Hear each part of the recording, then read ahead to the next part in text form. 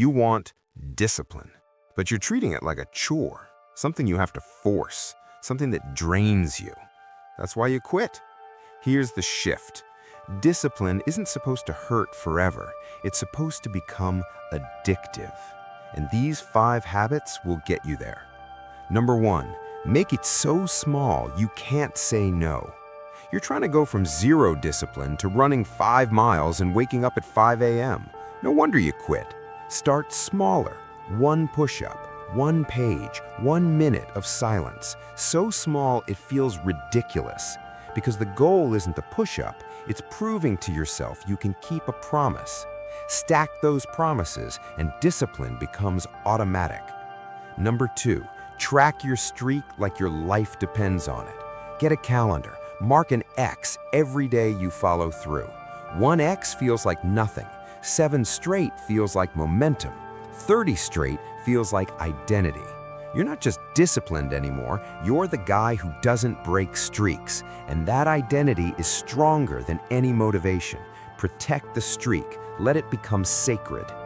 Number 3, tie discipline to something you already love. You hate the gym, but you love podcasts. Listen while you train. You hate waking up early, but you love coffee. Make your best coffee the reward for getting up. Discipline doesn't have to be pure suffering. Attach it to pleasure and your brain will start craving it. You're not fighting yourself anymore, you're working with yourself. Number 4, do it at the same time every single day. Your brain loves patterns. Discipline without routine is exhausting. But when you train at 6 a.m. every day, your body starts waking up ready. When you write at 9 p.m. every night, the words come easier. Routine removes decision fatigue. You're not asking yourself if you'll do it, you're just doing it. Same time, same place, every day. Number 5, share your progress, not your plans. Don't announce what you're going to do, show what you've already done.